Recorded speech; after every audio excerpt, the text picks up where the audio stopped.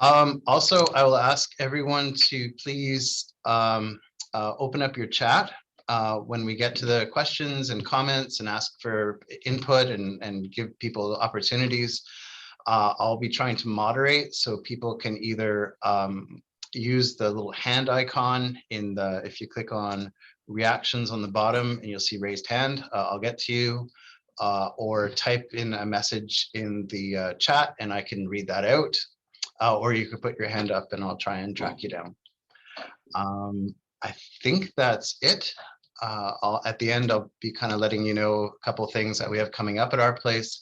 But for now, I wanted to turn this over to our esteemed chair of our board, Alan Saunders.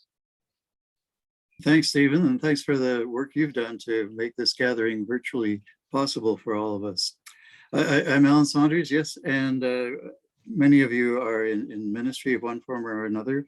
I'm a retired minister, associated with First Metropolitan United Church, has a long-standing tie connection with our place. Greetings to one and all, and at our board meetings, we always begin with an acknowledgement and a blessing, and that's how we propose to begin today. So as part of our ongoing commitment to reconciliation, our place acknowledges with respect the Algonquin-speaking peoples of the Songhees and Esquimalt nations, as well as the Wasina nations, on whose traditional and ancestral territories we provide programs and services. And the blessing we'd like to share with you now, it draws upon some wording from Joyce Rupp, and it's a blessing intended to help us be a blessing to others. May yours be the face of compassion, that those who come within your view will find an open and caring reception written upon your facial landscape. May yours be the ears of compassion, that those filled with distress will experience your attentive presence. May yours be the eyes of compassion, that those who lack society support will receive your non-judgmental gaze.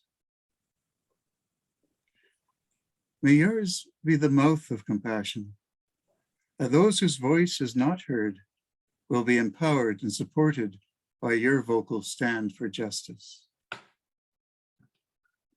And may yours be the feet of compassion, that those who long for companionship will see you accompany them, you walking beside them. May this blessing be fully alive within each one of us this day and evermore. Amen. Yeah. It's also my pleasure to introduce two people who will be sharing with us in this gathering. Julian Bailey, we celebrate his second anniversary since arriving here this month, 2 years ago. You can imagine arriving just in the midst of two major pandemics and everything else. Julian has excelled in providing just marvelous, exceptional leadership for our place, keeping in mind especially those we serve, keeping in mind the staff and volunteers, and the board celebrates all that he has been doing with his leadership team.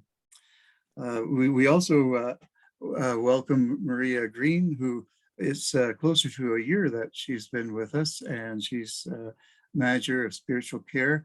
And Maria had several years experience in east side of Vancouver. She has, well, you know, the blessing that I just read for you, she lives that blessing. And we know that because of the stories that we hear and the lives that are affected by her presence. So we're really delighted to have both of you, and I would turn it over to Julian at this time. Thank you very much, Alan, and welcome everyone this afternoon. I will hopefully not speak too long, have a tendency to overspeak, but I will just wanted to share with you a little bit about what's been happening here at our place in the last year or so, and also what we're looking forward to in the future. And the two are obviously pretty connected. So I will try and get through that so that there's plenty of time for Maria to speak, and also for your any questions that you might have for us. Yeah, it's certainly been a very busy time for us. During COVID, we didn't close at all. We made a point of principle really that we would stay open because we are the last place of refuge for many folk. And if we closed our doors, I'm not sure where they would have gone. And we've also grown a lot during COVID, particularly with bringing on our housing sites and shelter sites, and almost doubled in terms of our staffing and our delivery sites. So it's been a busy time and a challenging time for sure, and a time of the great unknown really. So housing has been a major feature of what we've been doing. We now house tonight and house and shelter over 500 people, which is a huge increase on what we were previously doing. As I think some of you know, or maybe all of you, that we've always operated the emergency shelters here in Victoria, but we've had very little in the way of more permanent shelters and transitional housing and permanent housing. And that's changed a lot for us. As I said, we have 500 folk sheltering and housed with us today. And that was work that we'd not really, as I said, done before. So we had a very steep learning curve in terms of doing that work. And we stepped up, because frankly, there wasn't a huge lineup of folk who wanted to do that work. And when people were in the camps and in the parks and sleeping rough, and we had the opportunity to provide them with shelter, of course, that's our core mission here.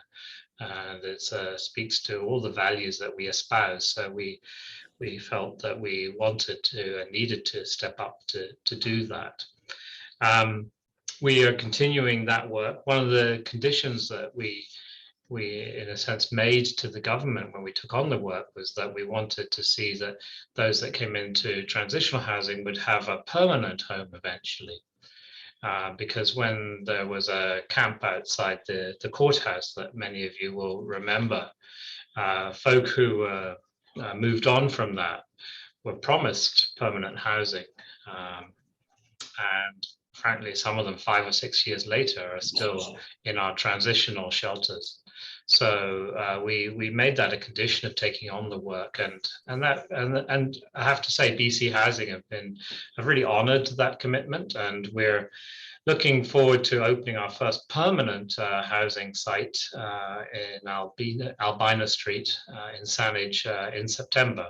So now the last year or so was about setting up the transitional housing, and now this year and next year and the year after, we're seeing those folk who came into our transitional housing moving into their permanent homes, which is really gratifying to see, and also to see the transformation in them, the folk that we see who just by having a roof over their heads and some good food and access to healthcare have been transformed so much so that actually many of the folk that we serve in our housing sites, we've had to retake their photographs because they have physically changed so much since we brought them into the transitional sites. So really profound internal and external transformation. We've also been hard at work in our treatment work and recovery work for those that are facing the challenges and demons really of addiction. And we have a recovery centre at New Roads therapeutic recovery center in a community in View Royal, and that has really gone strength to strength in the last year, and we've doubled the number of men who are there. And they also, because they're in community together and because they can stay up to 2 years, they've had great success too. And that, you know, the most treatment programs don't work for most people because they're 30 days or maybe 60 days maximum.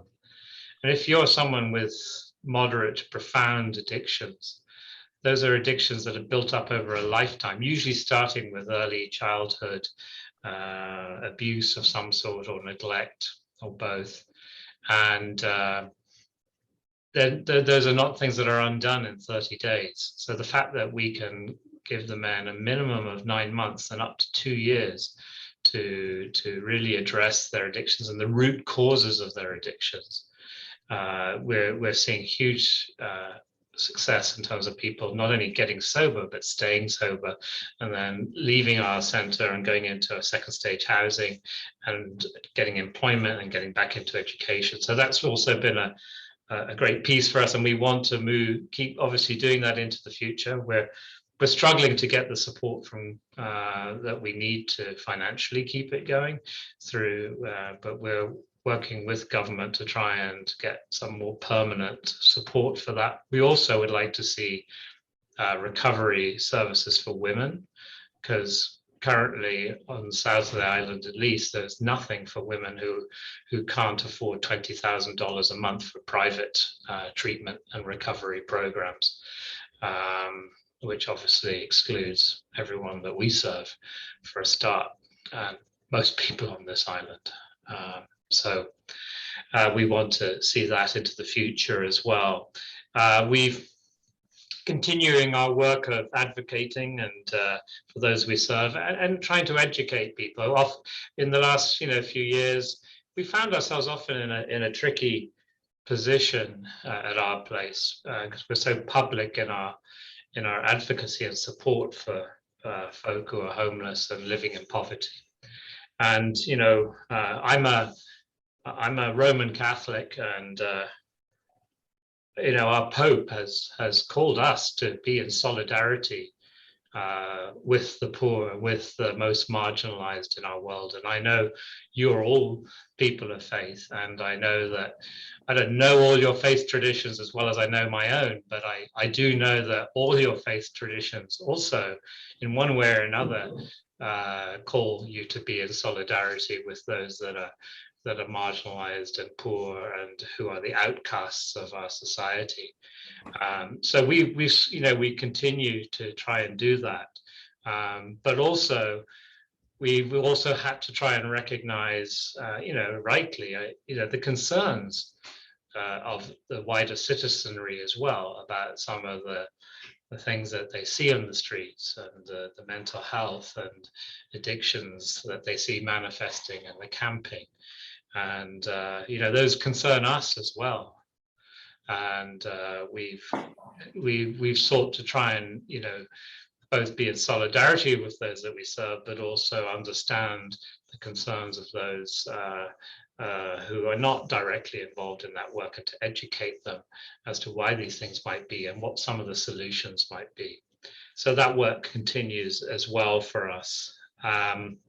We've continued to try and meet the basic needs for folk of food services and showers. As I said, we didn't shut during COVID, and I think that was a blessed relief really for many, because they otherwise wouldn't have been able to access those things. And obviously into the future, we want to continue to do that. And we're seeing a significant uptick in people coming to our meal services. The cost of groceries, which I don't have to tell anyone in this room, have gone up so much. We're anticipating maybe up to a 30% increase in food costs this year. And food services are our core service in a way, if you wanted our place. And so we're continuing to do that, but we're seeing people who never came to us before coming now, because they simply can't afford to provide for themselves all the meals in a day. So some people are coming for maybe a dinner or a lunch. Some people are coming for all their meals now because they simply can't afford, especially people, seniors. We've seen an increase in the number of seniors accessing our services who are on fixed income or modest fixed incomes coming as well. So, that work is crucial for us to continue into the future as well. Another thing that we added to our list of basic needs that need to be met, I think, has been the spiritual care work that we've increased in the last year under Maria's leadership, because I believe strongly that, along with food and shelter, that for some people at least, spiritual care is a very basic need that has often been unmet amongst the homeless population. So we wanted to be able to increase that for folk, and we're now, Maria and her team, and especially with volunteers, are offering spiritual care support across all our 11 sites that we now have. So that was something that we really grew last year. Now, it's always existed here, but we've tried to make it a more central feature of what we offer to those that we serve, and also want to continue to grow that into the future as well. And Maria will say a bit more about that. And just a few other quick things into the future. We're looking at also reframing our Pandora site a bit, the 919 Pandora.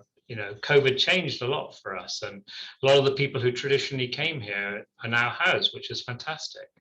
But they're not necessarily coming down to Pandora for a whole series of reasons anymore. And we have new people coming in, and maybe we want to attract more new people as well. So we're working internally to really think about how we can integrate the services that are here, the meal service, the hygiene services, the housing, and the drop-in better together, and also work with the surrounding community perhaps better as well to create a more welcoming and safer and more nurturing environment here. So that's one of our big pieces of work in the coming year, and spiritual care is obviously an important part of that as well. And finally, I'd say that in the coming year, we're, I think, looking forward to consolidating a bit more. We had, when I came on 2 years ago, the board gave me strict instructions we needed to enter a period of consolidation and not be growing too much, because we need to kind of stabilize and consolidate. And then we grew like by 100%. So that didn't quite go as planned, but nothing did in the last few years. But I really do hope that we intend in this coming year to have a period of greater stability and less growth and more consolidation, and to really sort of embed the work that we have grown in the last year or year and a half. So thank you. And I also wanted to thank you for all that you've done for us as well. I think pretty much everyone in this room has supported our work in one way or another, either through gifts or through your prayers, through your volunteering, or in some cases all three. So thank you very much for that. Bless you. And thank you, Julian. And Alan, just before you introduce our next speaker, I just want to remind everyone, I already see some questions coming, so we'll definitely be answering questions and hoping to start conversations in a little bit. Feel free to keep them coming by chat, or when the time comes, put up your hand or click on the reactions button and click raise hand. Thank you.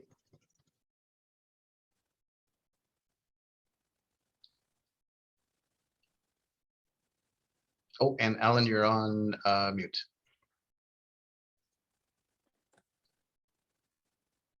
Alan, sorry. There we are. There we're back. Sorry about that. I had introduced Maria earlier, so I'm going to step out of the way and make sure you have the opportunity to hear from her.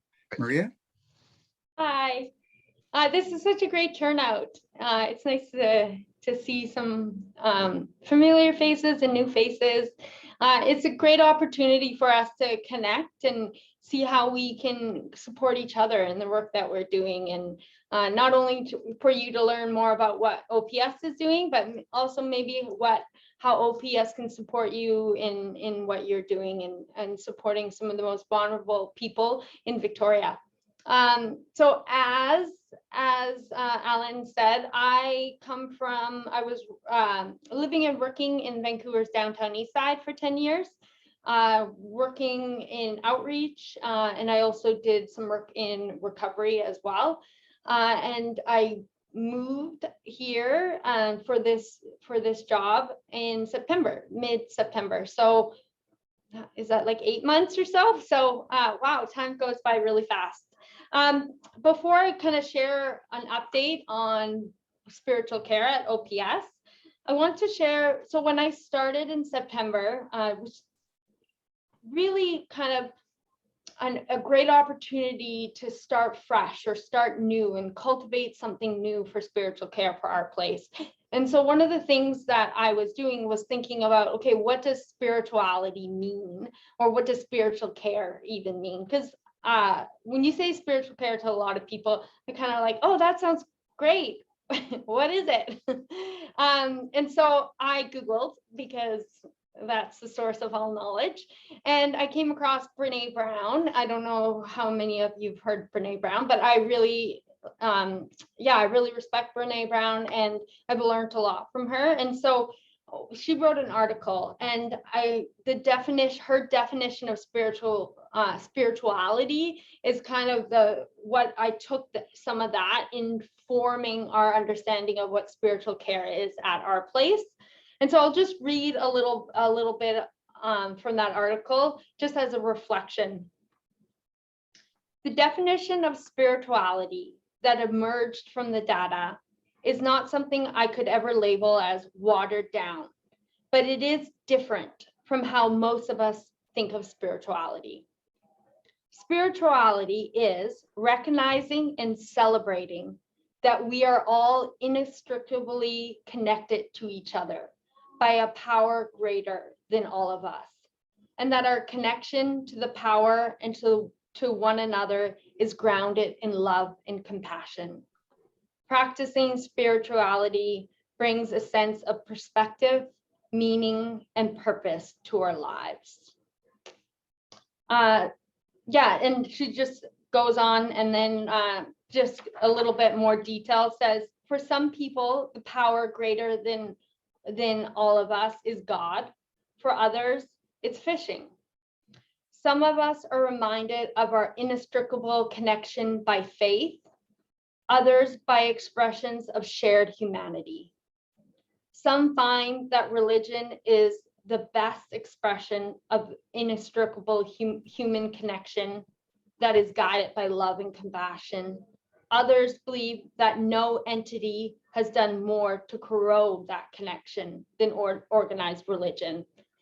And it's on a little bit of a controversial note.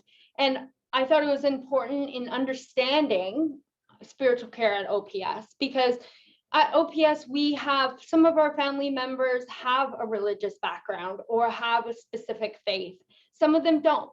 And spirituality is all essential for all of them, for all of humans, right? And Julian mentioned about spiritual care being a basic need, because so spiritual care at OPS comes from that. We start with understanding that humans are intellect, are physical, are emotional, and are spiritual, right? And so for us to come into our full humanity, spiritual care is a part of that. And to fully heal and bring healing into people's lives, spirituality is a part of that. And so that's the importance of spiritual care. And so so when I started in September, primarily, if not exclusively, spiritual care was at the downtown drop-in center, 919 Pandora. And since then, I've expanded not to 11 sites, but to 8 sites. So we offer spiritual care at the housing sites and at the shelter site, as well as at New Roads Therapeutic Recovery Community. And we could not do this without volunteers. So when I started, we had 4 volunteers, and now we have 15.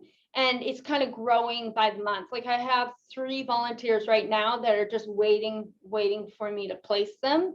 And so that's essential. So what spiritual care looks like right now is that we, same day, same place, same time, same volunteers. We have what we call common ground cafes, and they are an opportunity to make connection with people, because it's intimidating just to sit down in front of someone and just be like, okay, tell me your life story. That's intimidating for anyone. And the population that we work with, it takes time to build trust, right? And rightly so, because they've all gone through a lot of trauma and have been mistreated and overlooked by people. And so we want to create an atmosphere that is inviting and welcoming. And so we'll have some games, and we'll have maybe some like coloring and some snacks. And it's an opportunity to connect with someone over a game of checkers, or over coloring. And the idea is it's the same place, same people, same time, because that consistency is really, really important. And it's slow, I'll be honest, it's slow, right? It kind of depends on the site and depends on the day, but if we have 2 people, that's great. And we do have, sometimes we'll have upwards of 10 people at some of the sites. That it just depends. And something that I sent out to my volunteers recently was the story of the starfish thrower. I don't know if you know it, but basically kid throwing these starfishes back into the water, into the ocean, and somebody goes, why are you doing that? Like, you're never going to be able to save them all. And then the kid goes, yeah, but it made a difference to that one. And so that's really like our perspective from spiritual care. It makes a difference to one. So if we can have one connection, one conversation with somebody, that matters. And it doesn't have to be a life-changing, conversation. It's that letting them know that they're seen and that they're heard and that we care, and that that we're here for them. And then the hope is that with time, the more we gain trust, the more they'll come to us and open up, and the more that we can provide care for them. Just checking my notes. So, and another sort of growth element. So I've hired in January, mid-January, hired a full-time spiritual care worker. And so he is at all of the sites on a regular weekly basis, and is connecting with people. And he just is starting next week, like for instance, at New Roads. He will be doing a spirituality and recovery class. And then we also have Indigenous spiritual care. So we have an elder that comes weekly to do smudge, and also we have ceremony on occasion. We do memorials. I think I've done upwards of 10 memorials since I've started, which is just really tragic, and also a really important opportunity to extend that care to our community. And we also have a weekly Bible study that family members asked for. That was one of the biggest things. I had family members come up to me when I first started. When are you going to start the Bible study again? So we got that started, and that's well attended. And we have done one session of something called intensive journal workshop, which is a therapeutic. It's not therapy, but it's a therapeutic journaling workshop. And we just started that up again yesterday. And I just met, for example, I met with one of the gentlemen this afternoon who is participating, and he just talked about how much he appreciated it and how excited he is to do it, and how grateful he is for the opportunity to do that. And we have, starting next week, a seniors, it's a long name, seniors social inclusion support worker, or senior support worker for short. So they are going to start next week, and it's going to be a similar model, a little bit scaled down because they are part-time. And so they will be going to different sites and spending time and focusing on the senior population, engaging with them, doing like room visits, maybe doing some like group programming and that type of thing. We do one-on-ones is a big thing. I have people knock on my door and just want to chat, or going, even I try to, as much as possible, have lunch up in the dining room, which is a great opportunity to connect with family members, because it's all about connection, right? That opportunity to connect with people. And then over time, as you build trust with them, they open up more and more. I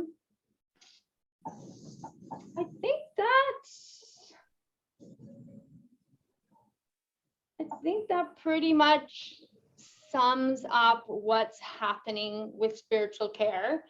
And Maria, I'm sure there'll be other information as people ask questions, so that's wonderful.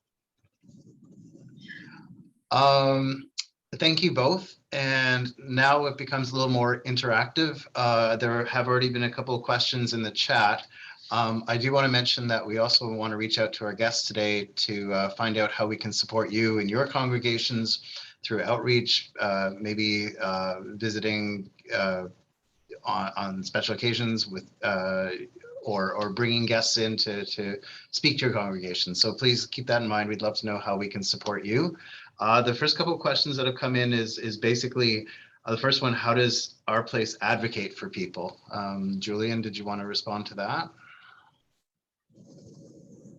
A range of ways, and for advocacy and the education, I think are kind of very connected. I a few areas come to mind. One was when there was a lot of camping in Beacon Hill Park and elsewhere, and I think pretty much everyone in Greater Victoria had a view on that, and the dialogue discussion got not only heated, but I think the tone was often very hostile.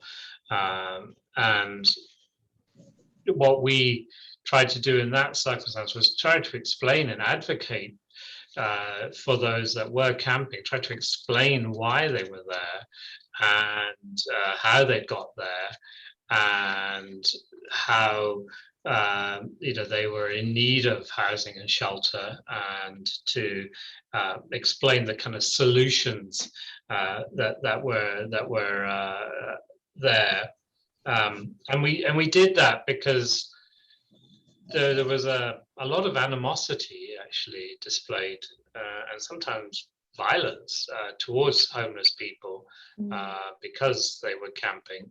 And so we were advocating to people about, in terms of why folk were there. We also advocated to government to provide sufficient housing and shelter for those folk as well. And I think that we weren't the only ones doing that, but we were a strong voice in that.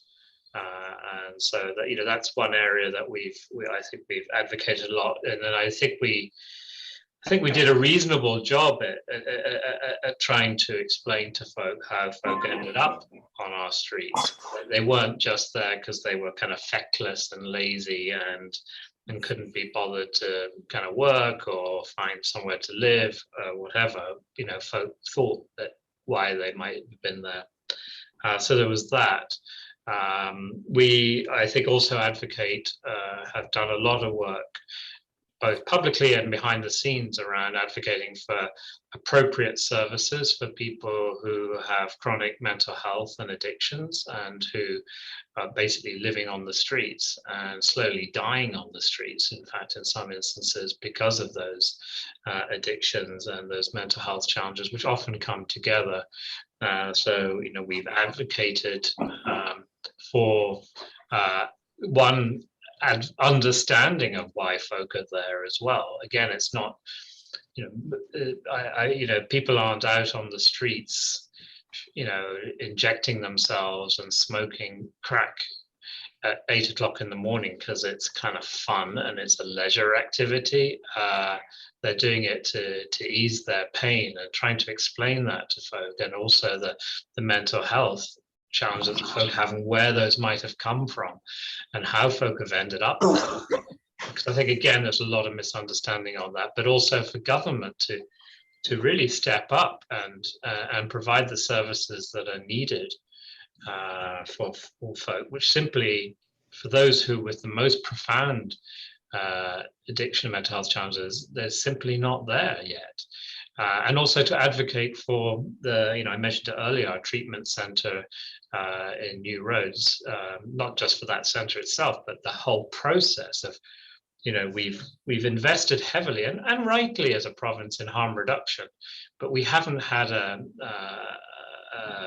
similar investment in treatment and recovery for people who want to move beyond their addiction. So we've been really advocating for that, and advocating for treatment and recovery programs that have a length of time that gives people a fighting chance to overcome their addictions as well, not just continually repeating these 30-day programs, which are costly and largely ineffective. So those would be two areas that come to mind. We're also advocating a lot for services for women who are homeless, are woefully under-resourced and under-supported, in my view.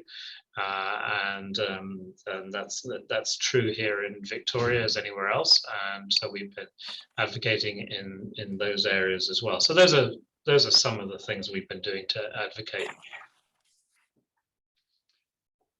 Great, thank you. The next question was on senior services. I know Maria mentioned that a bit, but Maria, I wonder, having just started up this new program, where do you see our seniors program going at our place?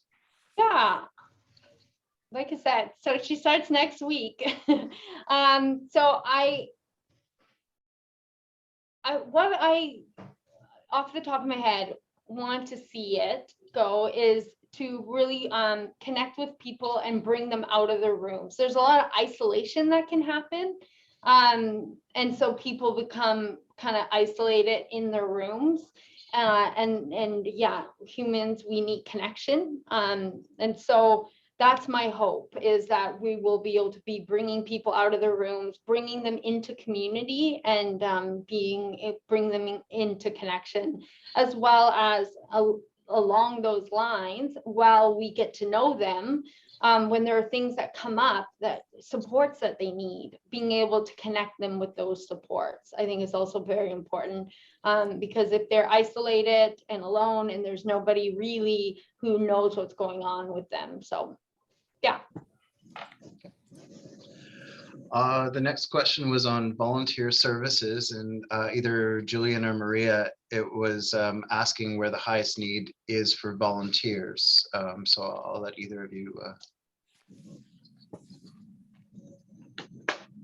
Well, generally, I think I wouldn't speak for Dawn, who's our volunteer manager, but I know there's information on our website about that, which specifies some of the things that we're looking for, and that kind of volunteers. It's also a place where folk can apply to be volunteers, and if there's something that you think you'd like to bring and gift us in terms of volunteering, please connect with Dawn, and she could kind of let you know whether that's something we're really looking for, or and if it is, then we will move that process forward. But Maria has her own volunteers, and she can speak to that.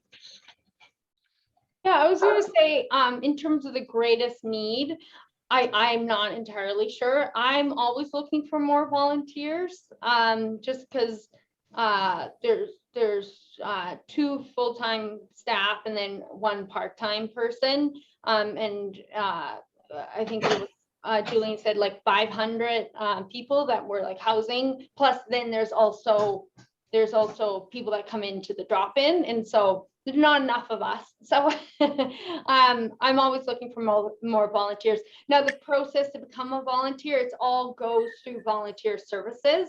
And so if you're not sure where you want to volunteer, you know, go onto the website and you can apply, and then to become a volunteer, then you can pick shifts. So it's like you could try out, you know, I want to do this or I want to do that. And then if you're interested in spiritual care, you can do that alongside. Like I have somebody who volunteers regularly in the dining room and also volunteers for spiritual care. So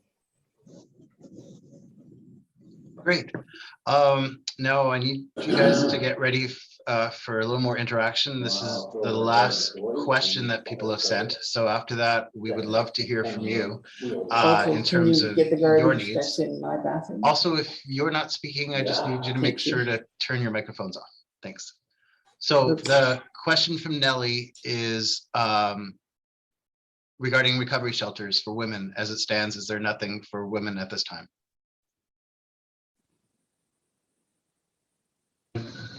I know Anna Wynne House is opening a women's second stage housing, recovery housing. It's not a treatment place as such, I don't believe, but it's a place where women who are in recovery can go and live. So that's good. That's coming on.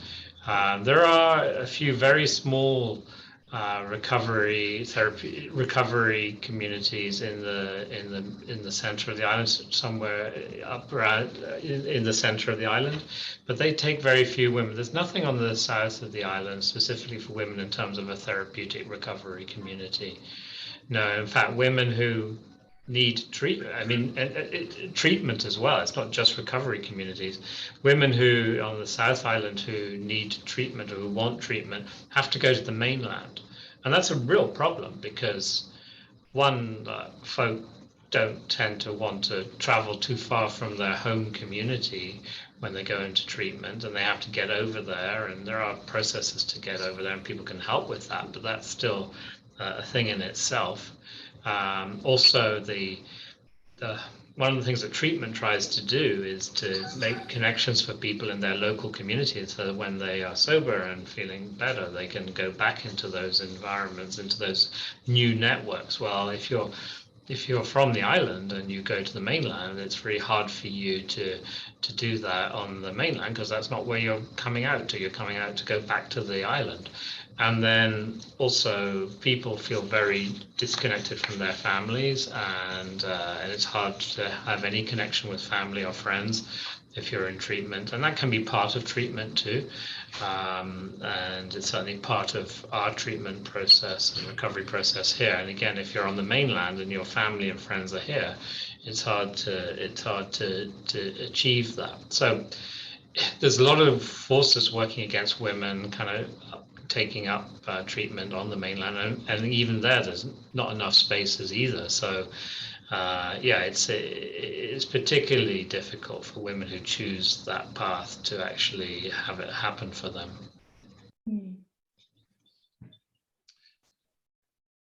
Okay, now I would like to pose a question. So as we hope to come out of COVID, I know for the last couple of years, so many institutions, churches, community groups have mentioned how they've sort of lost touch with the community. What are you doing with your congregations to basically hopefully get people involved again, hopefully getting together as a group, maybe for the first time in a couple of years? We would love to hear some of those stories as we, you know, look to expand what we do into the community as well. Anyone want to talk about that? We'd love to hear it. And feel free to say hi, Stephen, or put your hand up. Or I will pick somebody. Bill. Hey, thanks, Stephen. Let me make this brief comment in response to Nellie's question. I facilitate a small group of men at 919 Pandora in the intensive journal process, as well as I do the same volunteer program at New Roads Therapeutic Community. And the need for women is huge.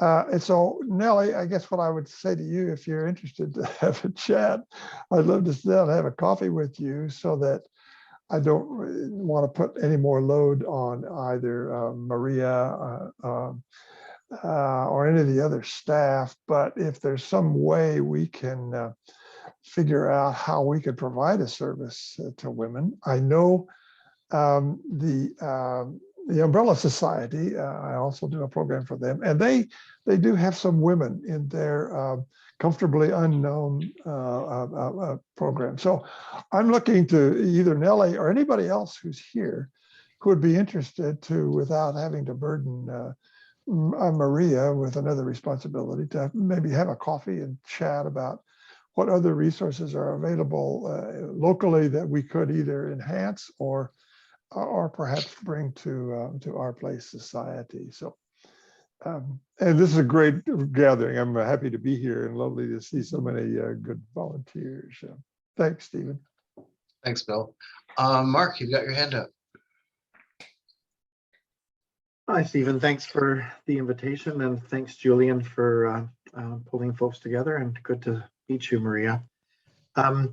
Like most of you, during COVID, there was an escalation of lots of things happening. Over near our site on Cedar Hill Cross, the Portland Society was asked to open up the shelter in what used to be the Mount Ptolemy Hospital. And so throughout this time, we've been trying to be a bridge between the neighborhood, the church community, and that shelter. There was, of course, a lot of pushback and a lot of resistance.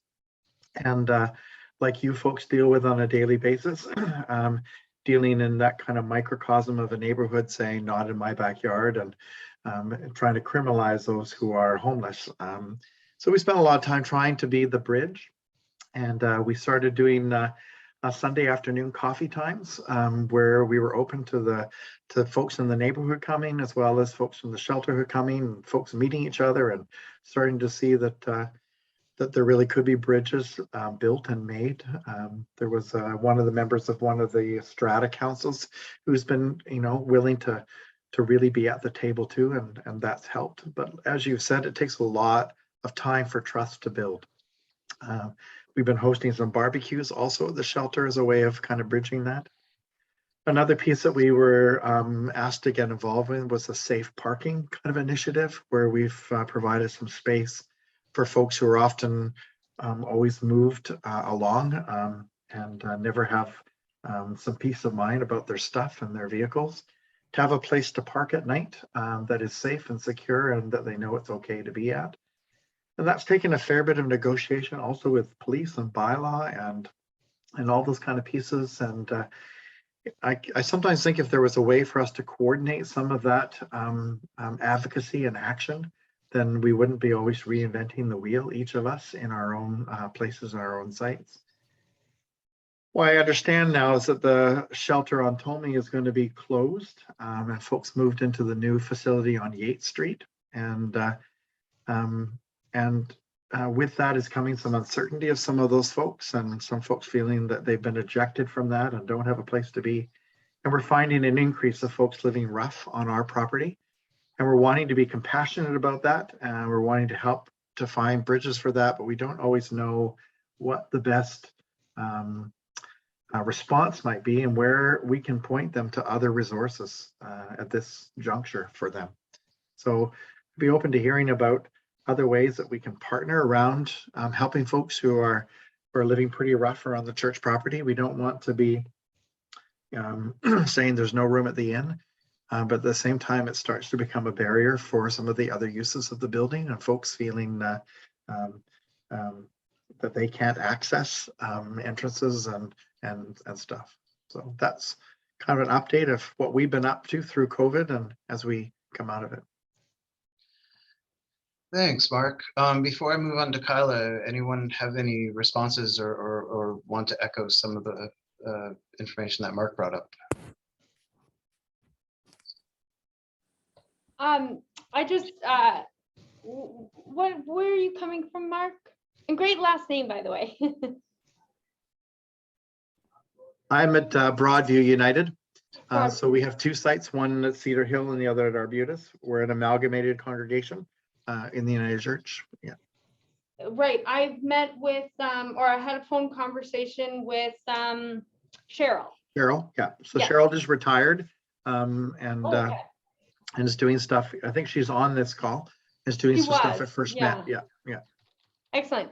Okay, so I just off the top of my head, I was thinking that, so in Vancouver, I know that, because you talked about how if you could maybe, I forget how you worded it, but come together, right? So that not everybody is trying to do their own thing, but how can we maybe share resources or share ideas or support each other? So I know that in Vancouver that there were some like local faith communities and that it would meet regularly and to brainstorm and to support each other on how they can support their community and people experiencing homelessness and mental health issues that they had in their community that wasn't necessarily being supported by the downtown services because they weren't necessarily downtown. So that was just an idea, and We have done that with our local Oh, kind you of have. ministerial folks around us. So we've Yeah. been having those conversations for already sure. having that. Yeah. Awesome.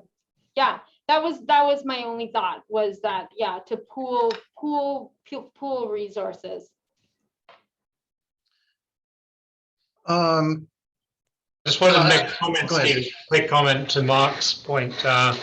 You know, you touched on briefly there, Mark, that some of your parishioners, I guess, that you're referring to, you know, are struggling with folk kind of camping in the parking lot or wherever they are, and that's making them maybe a little frightened to come to your church. And you know, we've had the same challenge here at our place in Pandora, that there are people who have been frightened to come and access our services because of folk who are outside, and it's this challenge of being compassionate to them and their needs, but also the needs of people who want to come in and access our service. So I do understand that. And you know, Maria and I can both, and I would say this to everyone here, if you felt it would ever be helpful for your parishioners or the people who come to your synagogues or mosques or gurdwaras or temples to hear from Maria or I, just, you know, briefly in one of your services, to maybe give folk a little bit more of a perspective on how people might be ending up in their spaces.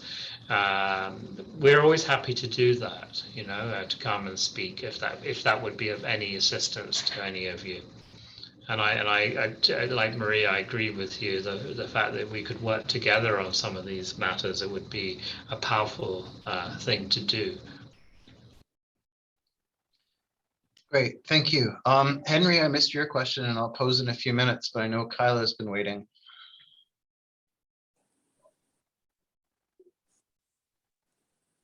Oh, Kyla? And you're on mute. Okay, hi. My name's Kyla, and I work with Sheila McKinnon, who's our lead minister at First Metropolitan United Church.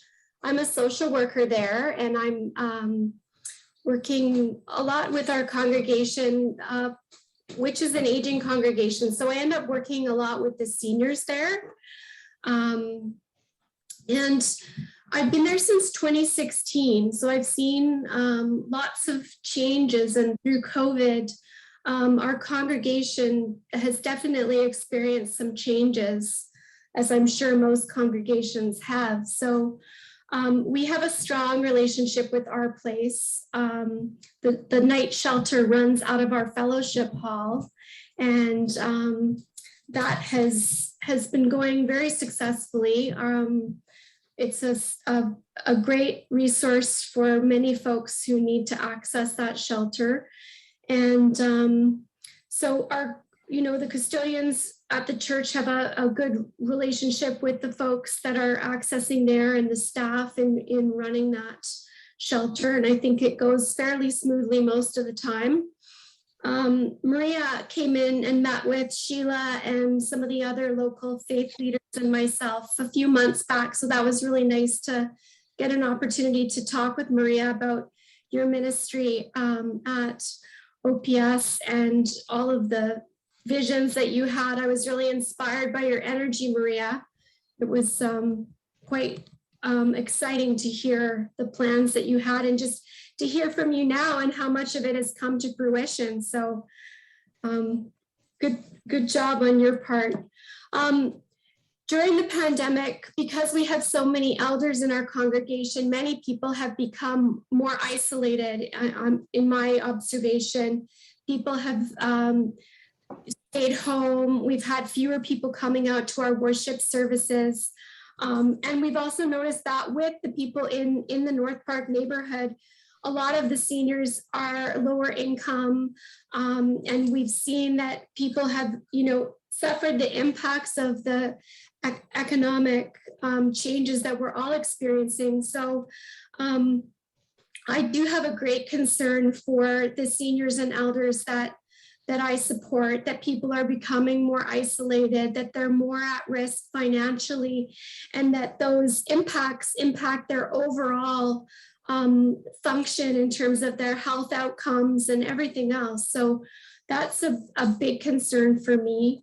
I'm very excited to connect with the Our Place seniors social inclusion support workers. So I'm hoping that following this meeting, in the coming weeks, that I can connect with that individual and just welcome them to the neighborhood, and hopefully we can create some collaboration, because we have many people coming in from the from your community and your family that are over to First Met, and often they are asking for some financial support, or we have McDonald's gift cards that we often give out when we're able to. So I'd love to see how we can create connections and community for those people. What we've been doing is trying to provide people with opportunities to have online interactions. So we've created continuity with some of the programming. We've offered some book studies and things to allow people to participate online, as well as we've integrated some spiritual offerings back in person as people feel comfortable, so they're able to come back to First Met as they're feeling more confident to venture out. We also are a very welcoming congregation to include people in Victoria, wherever they're coming from, but particularly we like to try to invite our neighbors in from North Park and the surrounding downtown community. That's really in our hearts and minds, that we want to grow strong connections with our neighbors. In the spirit of that, I'm very excited because last week we held our first pop-up cafe, which was a great success. We had 18 people come out, and I've been doing flyers and posters for that. But basically, it almost sounds similar to what you're doing, because it's all about conversations and connections. So the pop-up cafe is sort of our newest thing, where we're doing basically in one of our rooms that has a kitchen, we do a pop-up cafe. There's free refreshments and hospitality by volunteers, and it's just welcoming the community in, welcoming our congregation members back, to be safely distanced and to have coffee and connections, and it's informal. There's no registration. People can just float in and float out and visit and meet. And it was really wonderful last week. We had people coming from the Balmoral building beside us, which is social housing, people from across the street that had seen the sign and seen some posters, and they're going to put up posters in their building. So it was very organic and just felt like people were excited. They were meeting, they had common ground and connections. And so I think that's where we're feeling some energy and enthusiasm, is just getting people to come and meet and connect and have conversations. Because I think that's what we're all missing as social creatures, is feeling connected to one another. So I'll stop there. I get excited and want all that we're doing, but yeah, that's, we've got lots going on at First Met. We have lots of wellness programs that have continued and are open to the community. Lots of them are free or low cost. And we also offer, through my ministry, there's a bursary where if Maria, anyone at our place, if you know of someone that, you know, has no income or low income, I'm always happy to, you know, discreetly subsidize people coming to yoga or any of the programs. You know, we can cover the cost. So I'm happy to collaborate and meet up with anybody if there's interest there. Thanks, Kyla. That was a lot of incredibly relevant, useful information. So thank you. Good. I just want to make sure we get a question in from Henry, and then hopefully we can continue talking about community building and working together.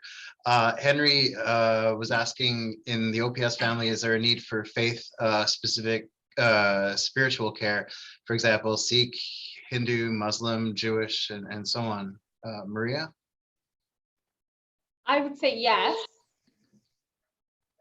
Yeah,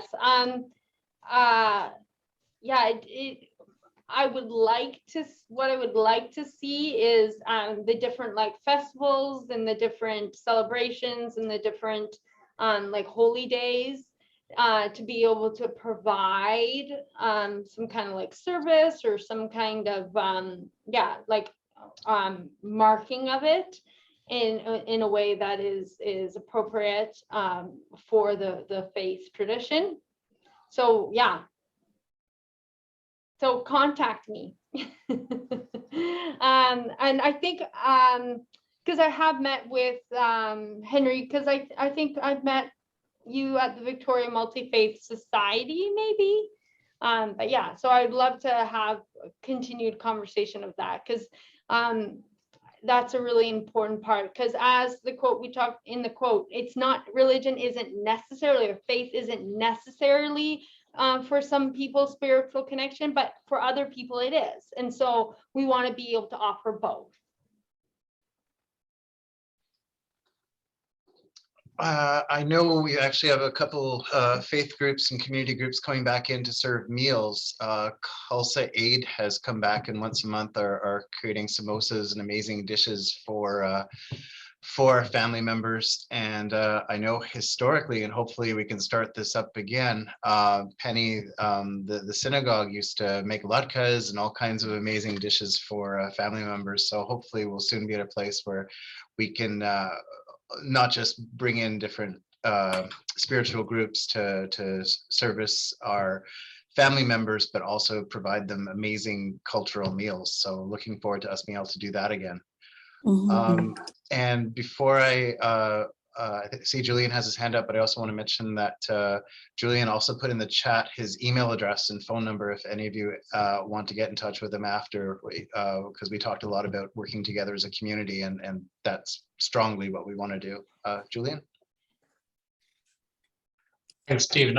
You know, just to the other faith traditions that might come here, absolutely. You know, I'd say the majority of our family members are either Christian or Indigenous, follow Indigenous belief systems, or a mixture of both, or none. But there are definitely some family members from other faith traditions. So, you know, those traditions would be obviously welcome here for those folk. But I think there's a bigger part to their welcome too. For me, is that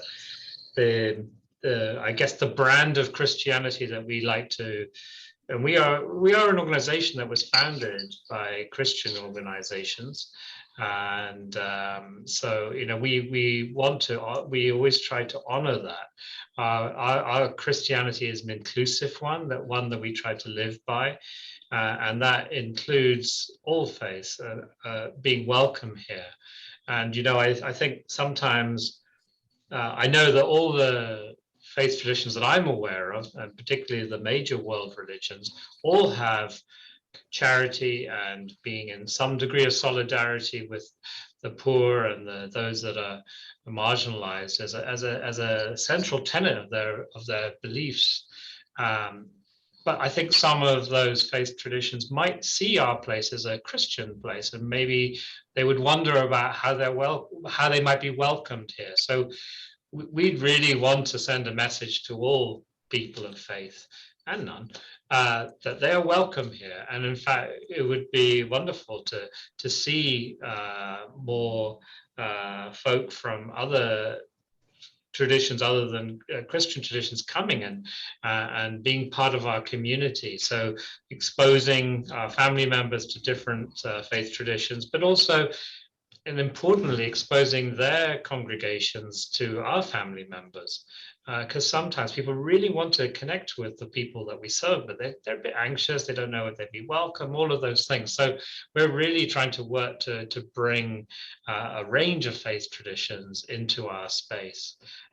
Even to have some of their services here, if that would be appropriate, or during Ramadan, for example, maybe folk could come and break their fast here one evening, or things like that. So we're really exploring those because we want to be truly inclusive and to make all people of faith welcome here. Great, Maria. Yeah, that reminded me. So one thing that we had is on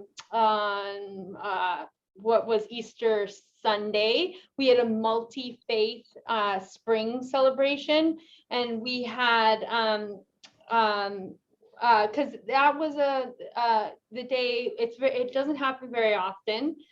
Passover, Easter, and Ramadan were all kind of like intersecting, and so we had a multi-faith, and we had actually Lewis, who's on the call, speak, and we had somebody who was Buddhist speak, and somebody who was Muslim speak, and then somebody who was Christian speak. And so we would love to continue to do more of that. And as Julian said too, because even if somebody isn't necessarily claiming a certain faith or religion, giving them the opportunity to explore, because I think of I have a volunteer who is Buddhist, and she has engaged in conversations with people just like over checkers, and then they ask her about, and then she says she's Buddhist, and then they'll say, oh, I once looked into that, and it opens up an opportunity for conversation. And yeah, so we want to encourage that. Great. We still have some more time, but I just wanted to pass on a couple things that our place is doing over the next while that we will be asking for your support in. So I'm going to share the screen for just a moment. During COVID, we put out an ask for tenant starter kits, and a lot of you jumped in, and even though your congregations couldn't meet, they each basically took on a portion of this, and we have received so many wonderful tenant starter kits. Those are kits for people who are moving, for example, from the streets or from shelters to more permanent housing. As we open up our long-term housing site in Saunders at Albina, we have a new request for 52 kits. And I have on the screen, hopefully you can see it, and I will be emailing you the details. But we're asking if you and your congregations can help us to get these items so that we can provide all these necessary items to people to help them succeed in their new housing. So please keep that in mind. Again, I'll send this to you by email, but I wanted to bring it up. It sounds like early September is when people will be moving into their new homes. So we're mainly looking for people to get together and build those kits in July and August, and then we can help arrange to get them right to Albina Street. The other thing I wanted to share with you is our other upcoming events. Let's see if I can do this. In July, we're the charity of the month for Bottle Depot. So that means that we're asking people to drop off their bottles and cans, their recyclables at the charity bins outside of any Bottle Depot location, or here at New Roads in View Royal. Last year, I'll tell you, from this recycle campaign, we made $15,000 just from people not throwing their bottles and cans away. So if you don't mind passing that on to your congregations, July is the month. We'll be at the Moss Street Paint-In, which we're thrilled to see coming back to Victoria. It's a huge event in Fairfield, where we'll be showing off the artwork of the residents of our New Roads program in View Royal, as well as hopefully some other artwork from our family members. Hungry Hearts, we will be having our auctions again this year. It's all online, and we'll have hundreds and hundreds of wonderful items. If you can let people know to bid, that'll be in late August or early September. We're back to inviting groups back into our place to serve meals. So we would love to have groups from your congregations or their, teams they work with and so on. It's a wonderful experience. Right now we can only invite 5 people in at a time to serve a meal, but it also helps to show our family members that the community is coming back in, which is huge. And I know Mark mentioned Coldest Night. A lot of you are huge supporters of our charity walk that's going to be happening again in February. Keep that in mind to sign up teams again. It makes such a difference for us. And historically, that one has helped to extend our hours so that we can keep people indoors sheltered at our community center at Pandora until 9 o'clock at night, lots of times until the other shelters open. So please keep all these events in mind, but I will send that out to you. I'm not sharing the screen now, so I'm going to catch up on people who have their hands up. And Julian.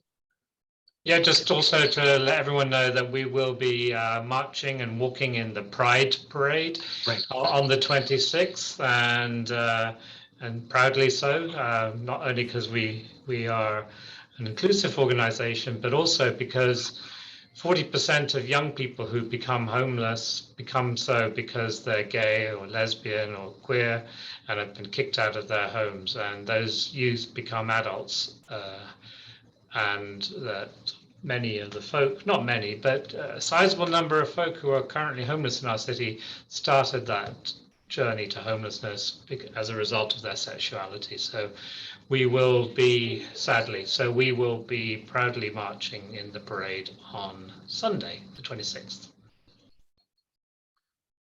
And a couple of you are sending me your email addresses, and I don't want to lose them before the Zoom session ends. So we were sending out Spiritual Spotlight newsletters, but we also understood that quite a few people weren't getting them.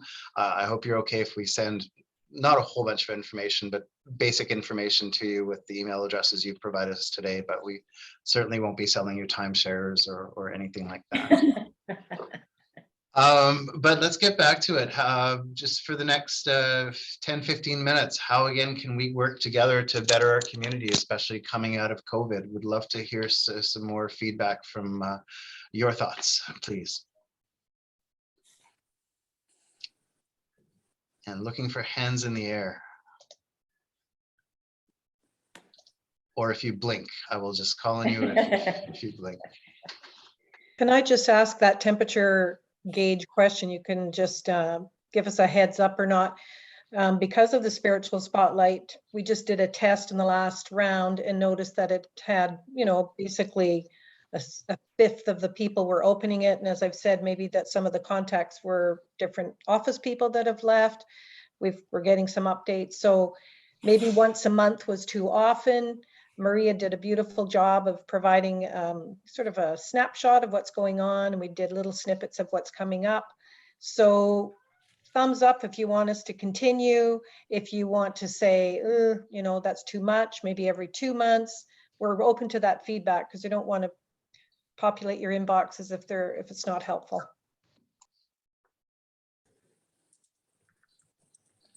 Great. I guess any final thoughts, Alan, Julian, Maria, and of course there's still time if anyone wants to jump in, but any final thoughts on how we can service our communities together? Oh, Mark, go ahead. I feel like I've talked a lot and I don't mean to, but Julian, when you responded about the barriers that some folks feel in trying to access your stuff because of who's around on the outside or who's in the courtyard. Certainly, I've heard some of that from some of the folks over in our area who are afraid to be in our place on Pandora. And like you say, that's now starting to happen for some of our folks, feeling like they can access our buildings. So I would love to have more conversation about how do we remain hospitable and at the same time a place that feels both brave and safe for communities.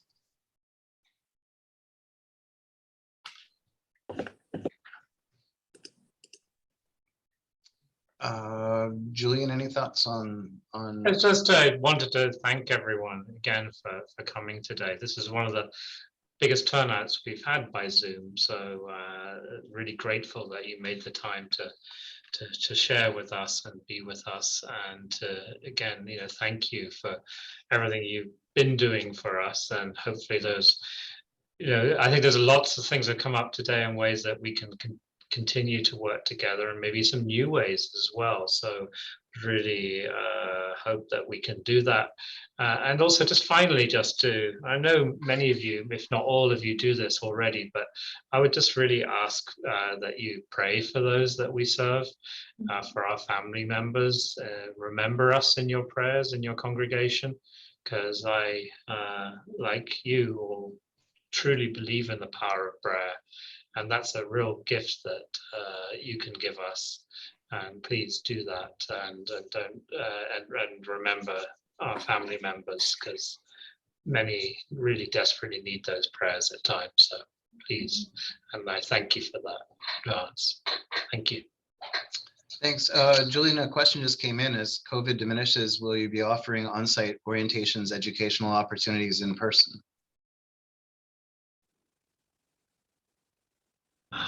Yeah, I've not really sort of done that too much. I have done that informally with folk. I'm always happy to take folk around and show folk around. I know Stephen has said the meals have opened up again, but I suspect that you're being asking for something slightly different. Yeah, I'd totally be open to that, and maybe we can organize some small groups of folk who are on this call to come around and see our sites. It'd be interesting not just to see Pandora, I think, but also places like Tiny Town, which some of you know, one of our housing sites, and even to get out to New Roads and see the extraordinary work and transformation that's happening out there as well.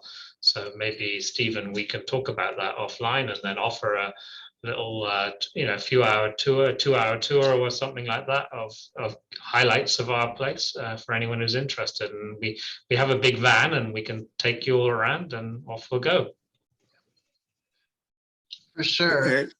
If I could add a takeaway that I have from this time is the role that our place can play in a learning opportunity for people.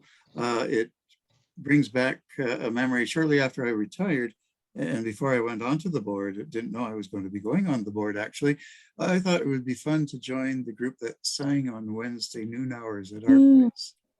And that was a marvelous opportunity. Music can have that potential.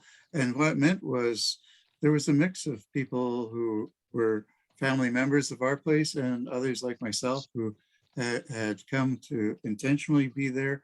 And in order to get there, you were walking into our place at 919, the main building, and interacting with people as you went. So that there's some forms of learning that are not just informational, but they're experiential. And I believe there's a real opportunity for our place as the COVID situation changes to be able to offer some of those opportunities for folks in our faith communities and beyond. Great. And Maria, before I call on you, I'll just say, I think someone has suggested that we do this again. I think that's a great idea.